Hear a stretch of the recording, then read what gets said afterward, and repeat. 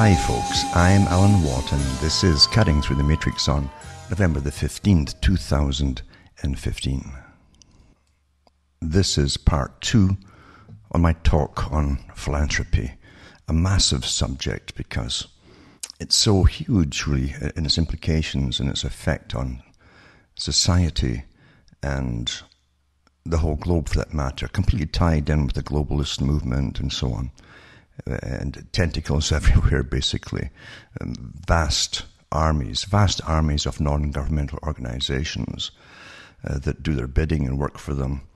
And they have full-time staff, of course, directing all these NGOs who have incredible salaries, like CEOs of corporations, and massive pension plans and live like kings and queens. So they're used for political change and societal change for, again, those way above you in your little, particular worries in your own areas and so things that you're really concerned about, because most folk are concerned about their little area or their country, however big or small, and their own livelihood, and even the continuation of their own particular species or creed of people. So the big boys have different plans altogether, and they are bringing in, no doubt about it, the scientifically organized society run by experts, working completely hand in glove with everyone else in the big corporations. And there's so much involvement with them, you cannot dismiss them at all. Incredibly well organized. They all network with each other, all of the foundations, and they're all on board with the same agenda. Now, I've given lots of talks over the years on the big corporations that have philanthropic organizations under their wing. And of course, people know the names of some of the big ones, but they don't really know the histories of these philanthropic corporations, because that's what they are. In fact, well over 100 years ago, in fact forever, really, you've always had small groups of people getting together to help each other, altruistic movements and so on, for very imminent and self-evident causes that had to be rectified or helped or alleviated in some way or another in the conditions of people's lives. But the big philanthropies have a completely different history on all of this. The big ones, they all came out again from a movement created in England in the 1800s. And this organization that was a movement basically, is the same organization that wanted an expanded empire across the whole world, a world empire. And had different names because it had to be very secretive in the way it was put across to the general public with front organizations and so on. But they used Oxford, of course, and they called it the Oxford Movement. And that was to expand the British Empire structural system of government across the entire globe. But they also talked about free trade and things like that, and civilizing barbarians, in fact, in Africa and elsewhere. That was the way that they really put it across to their followers at the time. And you had, I think it was Dean Ruskin who taught this in the university there. And he influenced Cecil Rhodes, in fact. Now, the organization that ran all of them eventually became known as the Lord Alfred Milner Group, after Milner died generally, because this was an incredible structured system, well-organized system that was already involved in running the British government quietly by infiltrating their members all through the government, and they'd taken it over effectively before the 1900s. And it didn't come out really as an organization until they changed the name to the Royal Institute for International Affairs. And there are other members across the planet that couldn't accept the word royal. They'd simply use the names like Council on Foreign Relations, things like that. And had special branches made up for Pacific relations and all the rest of it too, to integrate countries into massive trading blocs which would standardize their economies and then from their economies to their legal systems until they're all under the same block power, you might say, a super parliament that would eventually turn into a global government running them all. And it's been on the go for all this time. So when philanthropies sprung up in their wake, of course, or even quite a few put out by them, you find that they naturally owned them, or else they took ones over that had established themselves by big corporate magnates who started them up initially. Because wherever you have a power of influence, it will be taken over by the ones at the very, very top. Naturally, there's no greater way to take over and direct the whole world through something that's called a charitable foundation with its hundreds of armies underneath it, all mobilized to push global warming and massive taxation, and you can't live on the as you used to live and all the rest of it, and to bring it to a state of austerity. All on board with it. You just can't do that without coordination between them all. They're all interrelated. They have this tax-free status, and it's hard to attack them. Well, they're trying to do good, you see. And they're involved in every sphere of life, including the complete destruction of the old system of the family unit, naturally, to bring in all the new. You must destroy the old to bring in the new. And we've all lived our lives watching the destruction of so many things that held your nation together as it was structured too, including the massive, we've watched the massive influx of immigration, forced immigration too. Often your tax money pay for them to come in order to dilute the old system and get rid of your particular, let's say, race or creed or whatever it happens to be. That's all planned long ago, and it's come to obvious fruition in your own lifetime. And it's not finished yet. So they have many, many objectives and goals, and they want a world where there's only one dominant minority running the world, and they will run all the hand-in-glove government dash philanthropy organizations out there. And that's how it is already, in fact. The Council on Foreign Relations had an article out a few years ago. I read it on the air at the time, where they said it was time for philanthropists to take up the true positions in helping to run the world, you see. So it's all been done. They're out in the open now. And again, they're hidden from criticism by the term charitable organization. Now, no one ever challenges them as to why does a charitable organization have the right to dictate policy to governments, and why do governments in fact accept the pressure that they say is put upon them by these big organizations. Of course, we all know the answer to that if you've followed my talks for all the years. Because everything's completely interwoven today. Nothing is what it seems to be, including your governments, of course, too. In fact, we've never had such terrible propaganda about everything as we have today from all government departments across the planet.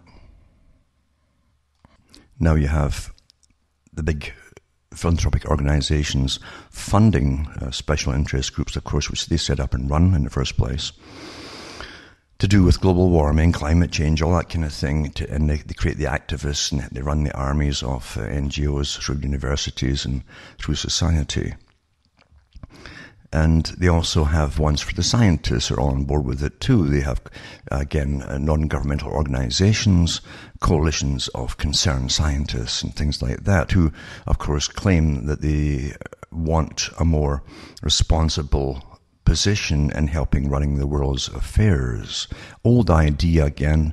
Psychiatrists on board with it too. It wasn't long ago, even prior to, and in fact that's part of the reason they created psychiatry, to help run the world and make it run properly, you see, and make sure only sane people would run it and all that. They train the people, and they themselves obviously are sane, even though if you do studies on psychiatry and psychology, you'll find so many of the people who go into it for the old reason of physician heal thyself. They know there's something wrong with themselves. But again, that's by and by. The reality is we have the scientific control of society, and that's what it's always been about. As I say, we're on the go towards the big global society. And of course, you need now massive crisis to create the global society. As crisis from disease, the World Health Organization, the United Nations, a crisis from terrorists everywhere, blah, blah, blah. We can't have this kind of society anymore. We need a global structure to take care of it, a standardized system and culture for all the peoples. All that kind of stuff. And of course, you know too, that to try and force the same system that they've forced on the West for so long on the peoples who are having the terrorist organizations and running them, they're going to have a lot more fallout, put it that way, because these folk are terribly ethnocentric. And the West, of course, being a different kind of people, are more individualistic in their natures, and they don't all just jump together and congeal together when threatened, or even at the vague threat of something. They've got all kinds of opinions on things. You don't get that with ethnocentric groups that are very rich and powerful, many of them too. So anyway, there's much, much more to this than meets the eye. I'm going to put in tonight some of the far left stuff, only because there's one or two points they make which is kind of interesting, and part of what they talk about is that what is philanthropy in the first place, and how did these organizations get their funding? And they actually say in some of them, like this one here, it's from a guy who worked within some of the big ones, including George Soros's Open Society Institute and so on. But he talks about what they are and the power that they do have, for sure. But how they get their money. And they get their money from the very rich, of course, who give from their income for the year a portion of that income, and which is tax-free for the actual donor. It's tax-free.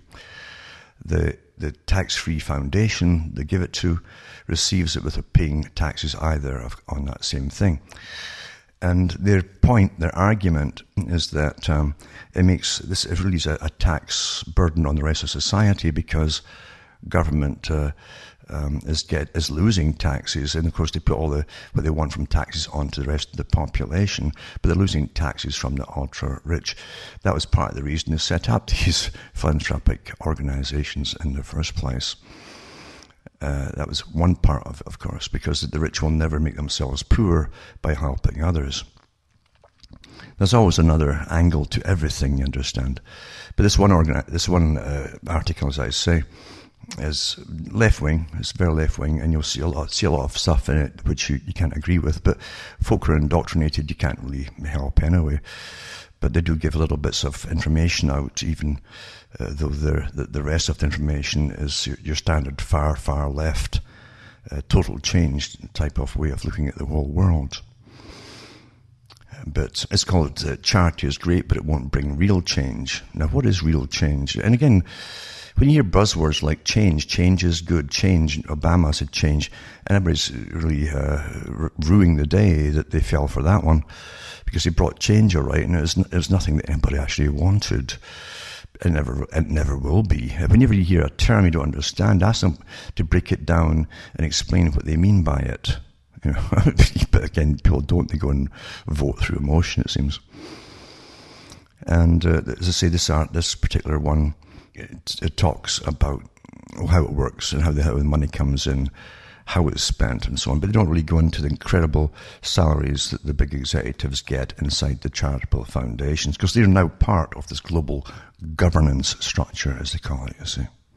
They talk about Bill and Melinda Gates Foundation, of course, and they also just mention some of the people who run these organizations. Now, here's a little point that they don't mention, none of them do, as I say. When you get associations that you can take over, because they're achieving so much wealth and power, it will be infiltrated and taken over very quickly by the most organized people. Very quickly. And that happened to all the foundations. because look at the power they wield and the kind of money they can move back and forth or take away from certain areas just on a whim, and the massive effects it will eventually have, in fact immediately have, on those areas that they simply withdraw support from. The same thing goes for the big investment organizations, where pensions and so on are thrown into in the big casino. You'll find that the same organized people that took over philanthropy a long, long ago also took over all of that too, because they wield more power than the individual multi-billionaires who invest with them or put their money into their stocks and all the rest of it, because the big CEOs have more power than them. Look at all of the multi-billionaires, just one of them. They can take that money out from investments and move it somewhere else just like that on a whim. That's a lot of power. There's all kinds of governance, as they call it, that you don't realize exist. And they do. And when you get them all working on the same agenda, there's one organization running them all, with their own operatives inside of it at the top. Now getting back to this one here, I'll mention this article here, which is called "Is Philanthropy Bad for Democracy?" Because eventually the philanthropic organizations dictate the changes that they're after, and other groups, including other radical groups too, will often complain that they're being left out of the picture. So there's many, many different angles to this. And the other one too, left wing, is bargain for billionaires, why philanthropy is more about public relations than progress. Again, it's progress. Who determines what progress? You can understand. You never take anything at its face value. Look, ask what they're talking about when they're talking about what do they envisage as progress. It's quite simple. It's easy to do. Anyway, it says charity is great, but it won't bring real change. At worst, it perpetuates the myth that we need the ultra-rich. There's many ways that the far left, who use all these organizations and often work for them, see how they're being run as well. But it says, think of the planet's best human being. Who are you thinking of? Pope Francis, your parents, Justin Bieber? According to the Business Insider, it's Mark Zuckerberg, because he's planning to donate $1 billion, less than 5% of his massive fortune, to charity.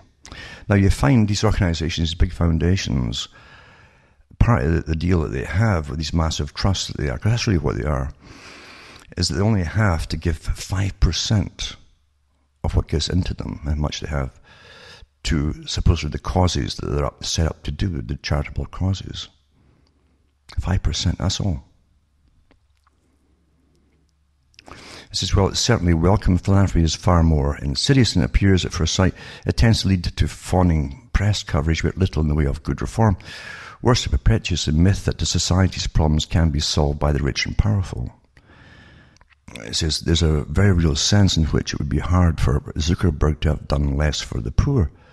After all, he and his rich Silicon Valley friends regularly use their wealth to lobby for policies that would make them even richer, even if in the guise of social responsibility.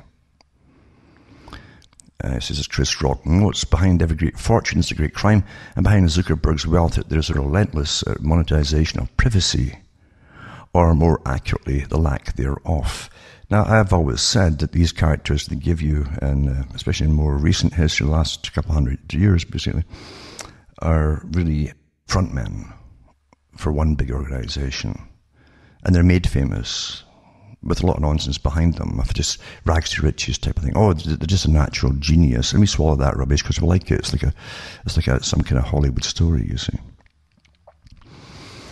But what was the real goal of it all? The goal was always to take away your privacy and make sure that this kind of government, the one above the one that you have that works for it, knows all about you, constantly in real time, updated daily, knowing everything you're doing, because one global powerful group can only rest in peace when they have total control over everything and have complete knowledge of all of your business and what you're up to at all times of the day.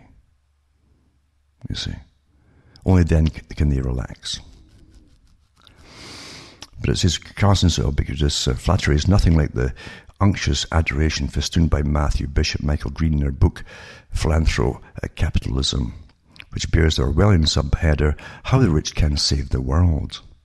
The authors write approvingly that today's philanthrope capitalists see a world full of big problems that they, perhaps only they, can and must put right. Maybe, but there could also be a more insidious motive. And then they go on to H.L. Mencken, who said the urge to save humanity is almost always a false front for the urge to rule, and that's very true. That's true.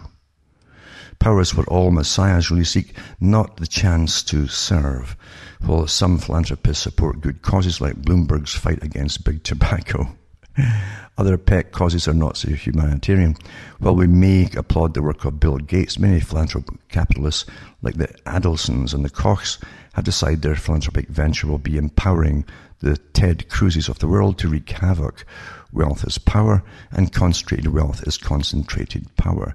The most benevolent inventions are also the cruelest. And it goes on and on and on. It's a racket, but it's also a great cover for one powerful group. A very old group. As I say, it goes back, and you can even trace it popping its head up down through history, but into definitely with the Lord Alfred Milner group, where even Winston Churchill blasted it when he found out that policy wasn't getting made by the government that he was working for, but the Lord Alfred Milner group, that didn't even have that title at the time. It had a different title so that folk would never catch on to who they actually were. But they were well organized. They caused the South African War, the Boer War, and they were behind the movement to educate the general public through fiction and everything else, and all the news which they owned at the time, that they would build up a war, a world war with Germany as the main opponent. That was World War I. And they actually did it. So that's how the world is truly run. Also, this article here is philanthropy bad for democracy?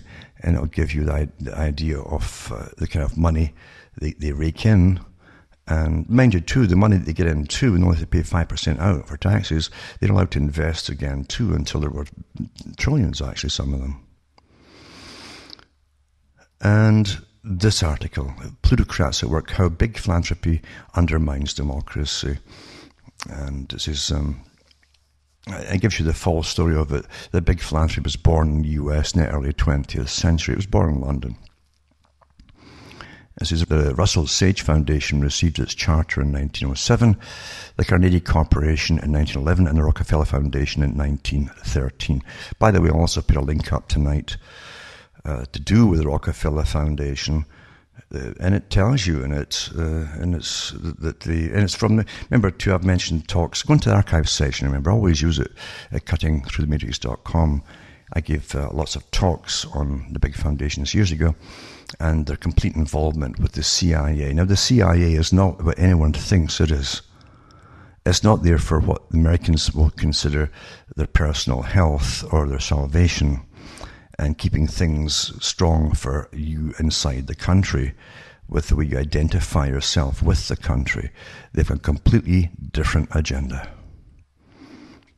And as I say, I'll put a link up tonight to show you at least what came out from the Rees Commission, done an awful long time ago, when the US Congress put Norman Dodds out there to find out why these foundations were supporting what it seemed to be at the time, not just left-wing causes, but revolutionary communist causes. And you should be asking that.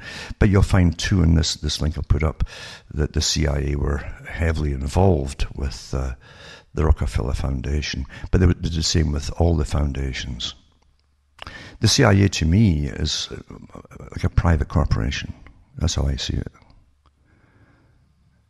It's so secretive that it literally is an agenda-driven, well-organized, agenda-driven organization. It's a law unto itself, and it doesn't. It's not trying to keep the kind of old John Boy Walton story alive is completely globalist in its intentions for power and massive change. But this article says there were strange new creatures, quite unlike traditional charities, these foundations, that vastly greater assets and were structured legally and financially to last forever. And that's why they can get their jobs done. Some of the foundations had particular goals when they set out to turn everything upside down. I mean everything, folks. The way you could relate to each other, the way you'd be educated or indoctrinated and so on, what you'd believe, what you wouldn't believe. I say the destruction of the family units and various other things too. All of that. So anyway, it says that vastly greater assets and were structured legally and financially to last forever. They could get the jobs done, their goals done. They could, over generations of hiring new CEOs, retiring others, and they could always work towards the same goals.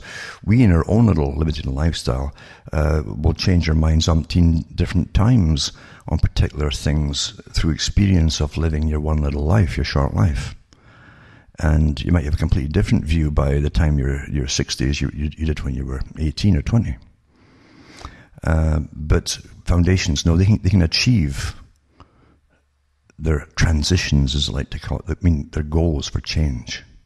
Planned, orchestrated, instituted change.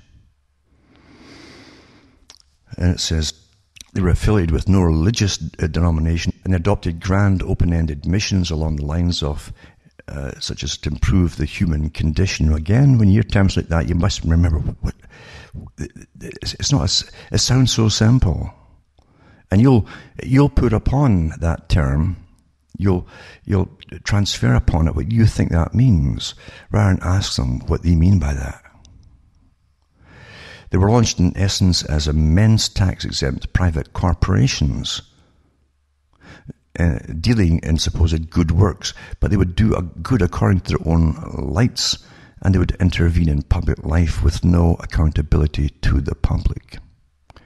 From the start, the mega foundations provoked hostility across the political spectrum.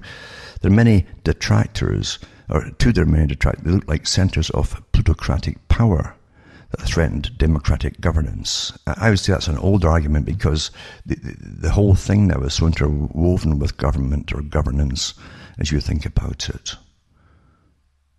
They can't tell the difference. Setting up do-good corporations, critics said, was merely a ploy to secure the wealth and clean up the reputations of business moguls who amassed fortunes during the Gilded Age. Consider the reaction of John D. Rockefeller's initial request for a charter from the U.S. Senate. He eventually received one from New York State.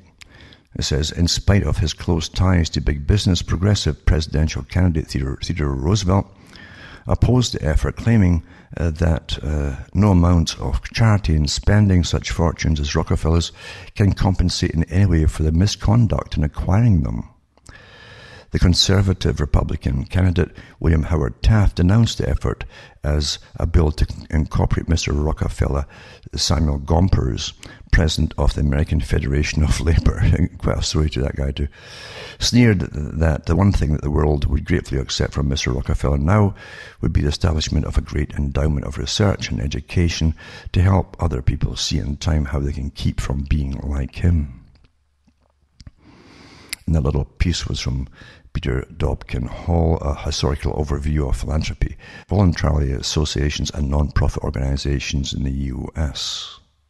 It says the social policy ideas of the new foundations were shaped by their understanding of modern research-based medicine, especially germ theory. Now, you probably know that the Rockefeller Foundation literally created the AMA, American Medical Association, and the big organizations such as themselves still run it today. They decide what treatments you're going to get. They have their own particular vaccine centers and so on, and they tell government use these and use that and use these medications, and they even help design what the whole curriculum for inductees into medicine and so on, who just become drug pushers for the big pharmas and so on. And it says here that 100 years later, big philanthropy still aims to solve the world's problems, with foundation trustees deciding what is a problem and how to fix it. They may act with good intentions, but they define good. The arrangement remains thoroughly bureaucratic. It's exercise of wealth-derived power in the public sphere with minimal democratic controls and civic obligations. Controls and obligations include filing an annual IRS form. They don't have to do it since 1969. Pay an annual excise tax of up to 2% on net investment income. There are regulations against self-dealing, lobbying, although educating lawmakers is illegal. I would say re-educating them. And supporting candidates for public office. Well, they'll all do that. They all do that, folks, through the guys who donate to them. They're donors. Also, the big corporations put your politicians in. And the big corporations own the philanthropic organizations. It's all completely intertwined, you understand, naturally. And then Article 2 from Left Wing again is the importance of criticizing philanthropy. Last month, readers of the Chronicle of Philanthropy, a trade journal of the non-profit world, were treated to a memorable op-ed. It was written by John Arnold, 40-year-old former Enron natural gas trader and hedge funder, who with his wife ranked third on the 2013 list of the nation's most generous benefactors. Attacks and vitriol will not deter me from supporting fixes to public policy, the piece's headline announced. And it went on to document the intensely personal public attacks Arnold has endured in retaliation for his contributions to the causes of education, criminal justice and pension reform. He was falsely charged with attempting to make his donations surreptitiously, he claimed, and had been the target of selective reporting regarding his partisan sympathies, smeared, for instance, as a right-wing ideologue, without a mention of the fact that he raised money for Obama. And he's been subjected to a steady stream of juvenile insults. One critic quipped that he had a jug-eared face of a Division 3 women's basketball coach. That last one evidently stung. These days we've grown used to billionaires staking claims to victimhood. Witness, for instance, the venture capitalist Tom Perkins comparing the media's focus on income inequality to the Nazis' perpetration of Kristallnacht. But such laments tend to involve the makers grousing about their rough treatment at the hands of takers. Arnold's op-ed aired a different grievance. He spoke not as an accumulator of a fortune, but as a redistributor of one.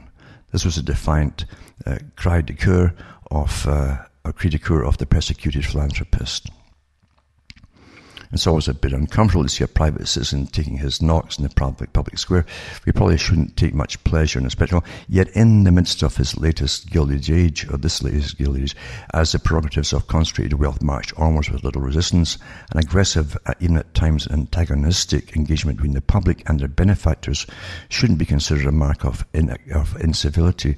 It should be considered a democratic imperative.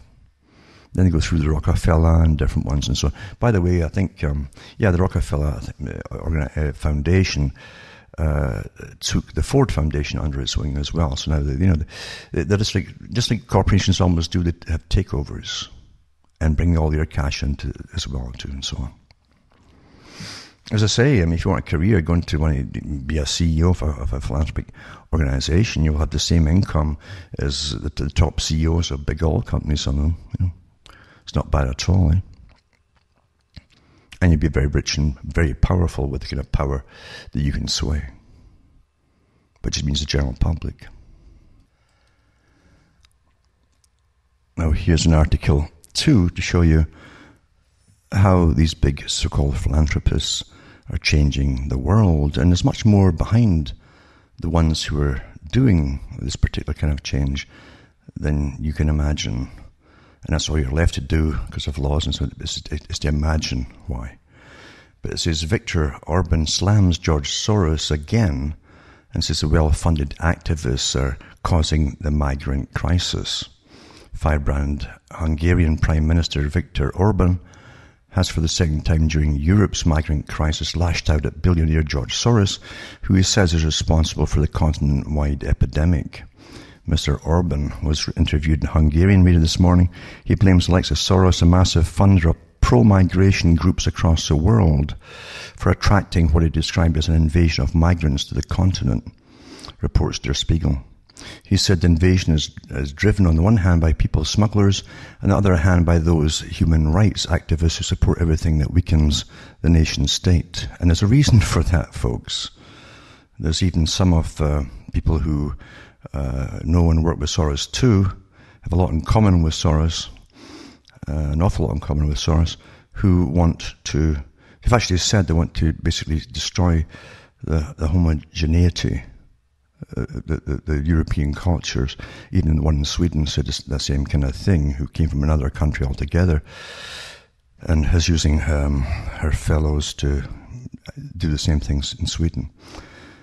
But it says the Western mindset in this activist network is perhaps best represented by George Soros. He uses his billions to promote his worldview in over 100 countries. He funds a global network of foundations, initiatives, projects and partners to promote his particular vision of an enlarged European Union and a world with no borders. It's completely different European visages altogether, folks.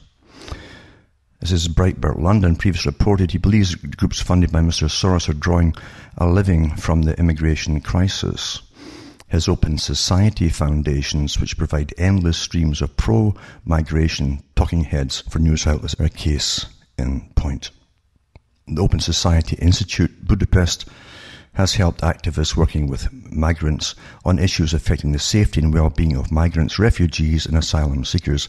Despite the return to relative peace and stability seen in Hungary following decisions taken by Mr. Orban, it's repeatedly condemned his government's rhetoric and the sealing of borders to migrants, the OSF website explains. And they tell you what the blowback from these NGOs are and so on, and why they should just be able to do away with borders and bring everybody in and so on. It says, as far as Mr. Orban is concerned, migration policy is in fact being driven by what he calls America's naked national and imperial interests. In the past, he's also identified financial self-interest as a motive of Western groups promoting migration. There's much more to it than that Mr. Orban obviously here doesn't know or he can't say. As to all of this that's running the world. Much, much more. But, I've talked about Mr. Soros before, and his history, of course, which is rather despicable, if not even criminal. And the man who came into London when he was young, as a kind of refugee and supposedly penniless, was fed by the British taxpayer and picked up and put in by his friends into I think London School of Economics, and they even raised a grant from the local folk to pay for him and all the rest of it, so that he could eventually destroy Britain, which he did actually, by getting two of his pals together, two massive investors, and the three of them basically destroyed the British currency until Britain had to go back to the same people to borrow money to prop up their pounds and so on. So devalued after that. This is the rat. He's a rat, this man, obviously. That's his way of thanking the British people for, helping him get ahead, etc. Quite something, folks, isn't it? And this is a philanthropist. You think he's doing this for all that he's up to is for good intentions. He really cares about other people. No, this is a war tactic. It's a war tactic, folks. And also, I'll put up this particular site to an Open Society Foundations that supposedly Soros owns and so on, and all the other organizations that Soros works with as well. You're looking at super government here, folks. And I'll put in the Ford Foundation as well, for those who want to have a little look-see at the CIA's involvement with so much of this too. And as I say, I've always looked upon the CIA as an alien group, really, because they're certainly not American and don't have the interests of what I look upon as Americans at heart. Definitely not at all. And it's so convoluted, the webs that they weave. In fact, it's very hard to follow them at times to find out what their particular goals are. But it's a nightmare getting through it all. But you can actually find they have particular goals which are not in the interests of Mr. and Mrs. America. Now, there are some much bigger players who pop out once in a while to the media or the general public. Sometimes they just simply publish books and so on. And they keep fairly quiet their role up till now in society. But I've mentioned before Jacques Attali. He was in France, of course. He was the top advisor to different French presidents for years, including President Mitterrand, who was a worldwide socialist, who I think even in his coffin he had the single red rose placed upon it too in his funeral. But he was unabashedly promoting the whole real socialist agenda, not the one that the general working guy thinks that socialism is. And Jacques Attali was the top advisor, but when people came to see even Mitterrand, they had to go through Attali. He was like the guard of the door, you might say, the gatekeeper, who would see, who he wouldn't see. He had more power, you might say, than Mitterrand himself. I've always said advisors are far more important than the front men they put in as presidents and prime ministers. And because they really know the agenda, and it's much more a connection between advisors in different countries than meets the eye if you just do a little bit of homework. But Jacques Attali he is often thought of as a futurist, but he's not really. He's simply one of the guys in on the top planning for society. And I'm going to do a little critique of his book I've mentioned before, his book, A Brief History of the Future. Henry Kissinger loves him, and all the same people as always love Jacques Attali. I think I saw in an article a few years ago where he and others in France were up on a charge for international arms smuggling. This great guy who was very much an altruist of society. There's always more to them than meets the eye. But anyway, I critiqued the book, and just for educational purposes. And in the book, A Brief History of the Future, he talks about the vanguard of hyper-democracy, they call it, transhumans, and relational enterprises. He says, when a convoy is on the move, its vanguard includes many more than the generals lolling in the midst of the troops. History bifurcates only when adventurous beings concerned with their freedom and the defense of their values advance the cause of men, generally to their own great regrets. In the mercantile order, this vanguard has until now been composed corps by corps, as we have seen. He calls them corps at different ages of civilization, of what I've called the innovative class: entrepreneurs, inventors, artists, financiers, political leaders. In the future, part of the class, individuals particularly sensitive to the question of the future, will realize their happiness depends on that of others, that the human species can only survive united and pacified. They will cease to belong to the mercantile innovative class and refuse to put themselves at the service of pirates. They'll become what I call transhumans. So they've already gone past humanistic into transhumans. You see. Altruistic, they're all there because they just love you all. That's what you're taught, which is nonsense. Anyway, altruistic, conscious of the history of the future, concerned by the fate of their contemporaries and their descendants, anxious to help, to understand, to leave behind them a better world. Transhumans will reject the selfishness of the hyper-nomads and the destructive fury of the pirates. They will not believe that they own the world, merely recognizing they only hold it in trust. See, they hold it in trust, all these big philanthropies and so on. They hold it in trust for all of us. You understand this? This can't help doing good. And it says here, they were ready to put into practice the virtues of the sedentary, such as vigilance, hospitality, a sense of the long term, and those of the nomads, obstinacy, memory, and intuition. They will feel at once citizens of the world and members of several communities. Their nationalities will be those of the languages they speak, and no longer simply of the countries where they will live. For them, rebellion against the unavoidable will be the rule. The insolence of optimism will be their moral standard, and brotherhood will suffice for ambition. They will find their happiness in the pleasure of giving pleasure. That's really why they do all. Particularly to children they know they are responsible for. I guess we're the children, maybe. They will learn again that transmission is peculiar to man.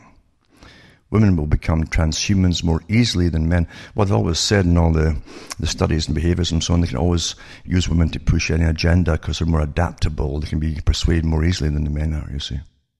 And they've been doing that for years. Through Bernays, you can see what he helped women become. Let them start smoking and drinking and all the rest of it. Anyway, this goes on to say the progressive rise of women in every dimension of the economy and society, particularly through microfinance, will add enormously to the number of transhumans.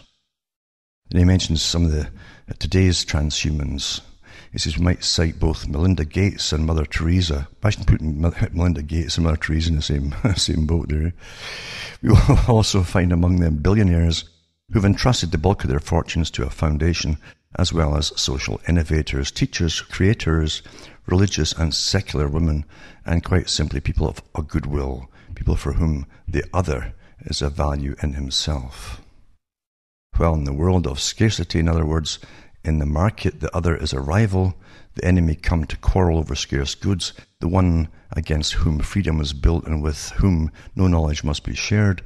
For transhumans, the other will be first and foremost the witness of his own existence, the way of verifying that he is not alone.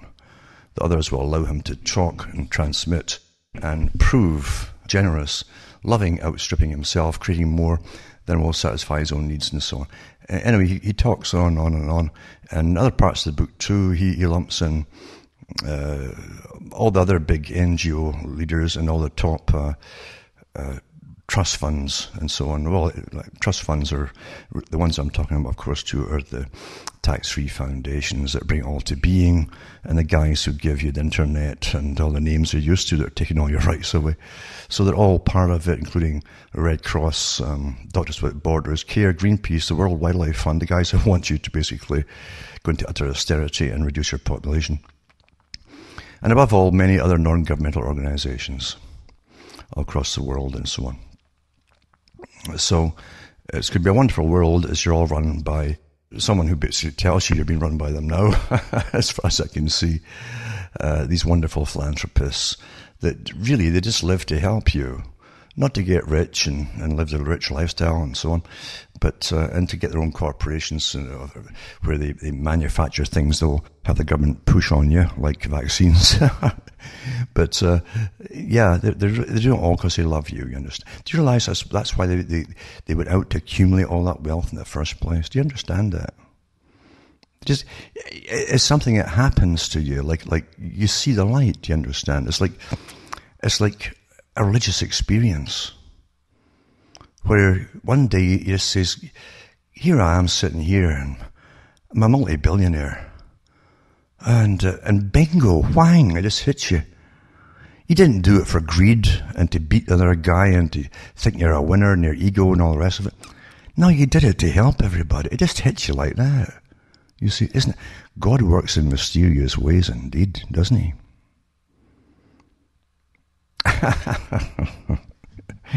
I'm telling you, well, it isn't just the truth that's the hardest thing to find in not just all years of civilization and getting worse all the time.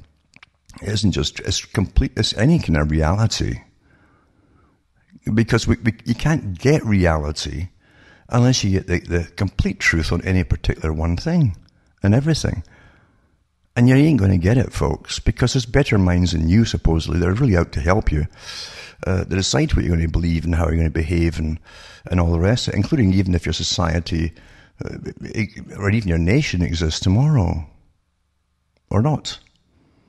And you don't vote any of them in. So I don't know why you bother voting at all. Because all the politicians know that what I'm talking about is the truth. It's just a sham to keep you voting right now, as far as I can see. They're all on board with all the big agenda. Oh, climate change, global warming, it's man-made, blah, it's all your fault. But to tax you into austerity and reconfigure the complete way of living from birth to death, even if you should be born. Because if they don't need you in something, you just add to the overpopulation problem, etc., etc., etc. The scientifically designed society that I've talked about for years and years and years and years. And what can you say, folks? What can you say? So there you are. Not only are people going into transhumanism, but we already have transhumans. The people who had that special light from the heavens or wherever it came from just hit them and say, you are going to benefit all of humanity, and you have a role in directing all of humanity's way of living from now to eternity. And no decision shall be made without your approval. The last I heard, Italia was working in the United Nations, of course, naturally. And I don't know if he still is or not. I'm sure he will be, because they always keep their hand in the same thing, no matter what they seem to get moved around to. And God knows how the arms charge went, that trial that was upcoming. Or even if they paid him off well enough that they never went to trial, who knows? But it was in the papers a few years ago. I'll also put up tonight a link to an old Gilbert and Sullivan comic opera song from the 1800s on philanthropy and philanthropists. And it's from the Princess Ida opera. But it's quite funny, actually, the way it's put across to the general public. And satire really is the only thing you're left with today. And even satire can get risky today because as you can see, everything's becoming more and more and more intolerant regarding free speech. We've been trained for years, and thank goodness again others have picked up on what I've been yapping about for years. The scientific socialism indoctrination that we have is so perfect, with Pavlovian responses instilled into us, and all the prompts we've had, etc., and the techniques of making you conform to the basic peer pressure of those who are the easiest to conform and indoctrinate. That's how it's done, even through school onwards. And they teach you that certain just terms are bad to even inquire into, or certain things are bad or wrong or racist or something just to look into, or you're a Nazi or whatever it happens to be, when you just look into things. And if having a human mind, you're supposed to be naturally inquisitive. When you're being banned for inquiring into anything, there's a good reason for the subject being banned that they don't want you to know about, folks. Basic detective work is to look at, for instance, detective work with the terrorism has always been basic detective work of all kinds, same thing. You find out what the intended crime is to be, or has been, and more to come.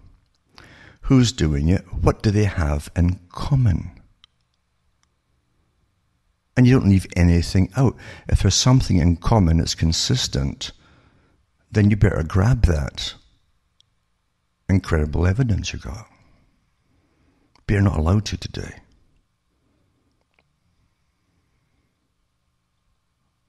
And it's amazing because the government agencies, and you have to, again, it's like the CIA, you wonder, are they even your own government's agencies? I don't see, there's a few agencies there that are just one as far as I can see, and they're international.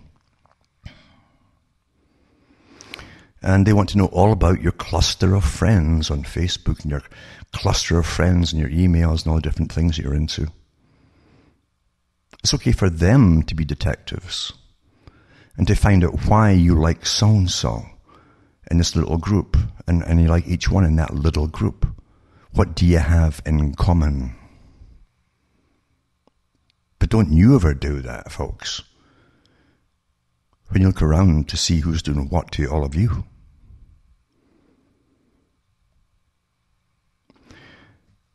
And that's a sad story of the world, isn't it, today? I say truth is the hardest thing to ever get a hold of, and you can't get reality unless you have complete truth, or access to as much as possibly known as is possible. Otherwise, you come to a false impression at the end of it all, whatever the topic happens to be. Today, you're guided towards the conclusion that they want you to have. The fact that it's been away for years now. Now remember too, folks, that I depend upon you to help me tick along, because I've helped other folk get rich before, but not myself. And I just want to tick along here. I should mention, too, that those who have seen videos up on YouTube and so on of me giving talks, especially one in particular, done next to a lake, that wasn't my house. That was really rented by the crew and the whole thing to do the documentary. And I couldn't afford that place. And that was in Sudbury, and I don't live in Sudbury.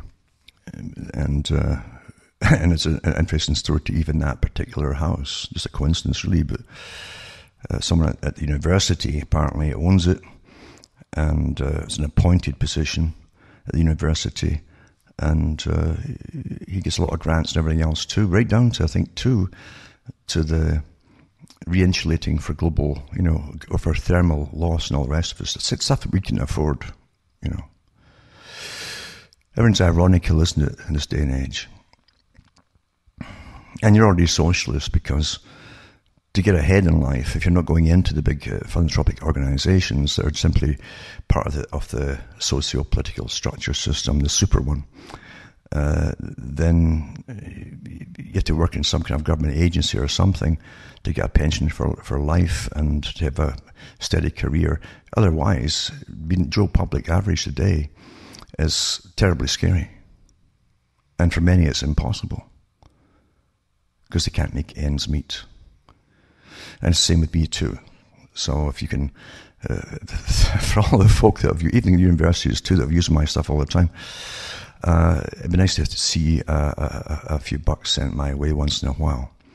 And you can always donate to me at cuttingthroughmatrix.com, because it's really appreciated, and I've got a lot more I'd like to do, and put out an awful lot more in the future if it's possible. But it would be helpful to me just to get by, and I mean just tick along here, if you can just spend a few bucks once in a while as you're going through all this stuff for free, and help me keep going. And you can also buy the books and discs at cuttingthroughmatrix.com, and hopefully that'll help me survive. But as I say, there's an awful lot more, folks, to society than you'd ever suspect. This superstructure system across the whole planet, and it's very old, well organized, and there's many names for different branches of it. It's all the one. It's all the one. Kind of sad to think that your grandparents and your parents and yourself, you've all been born into it and directed along a particular path, a pre-planned path, which even involved collapses and depressions and near economic collapses, all scheduled years in advance for big changes, you see. And you'll have another one coming not too long after they sign the big treaty this month, the COP21, which ties in the whole thing with Agenda 21 and sustainability and all that kind of stuff. A complete new way of living. It's all part of this COP21 and Agenda 21 Millennium Project. Many names for the same thing, because there's no aspect of human life that it does not encompass, and it's not heavily involved in. All started up again by philanthropic organizations, supposedly, and Canada's even own Maurice Strong, the Biodiversity Treaty, and so on and so on. This goes on and on and on and on and on. You didn't vote for any of this. Not at all. Anyway, as I say, help me take along by occasionally, and remember too, you don't have to send a lot of cash, just send whoever you can afford once in a while, because it would add up if enough folk did it. And where I am now, I might just get through the winter with the heat. It'll all depend. And the winters now are getting worse and worse and worse as we go into global warming, you see, getting colder and colder.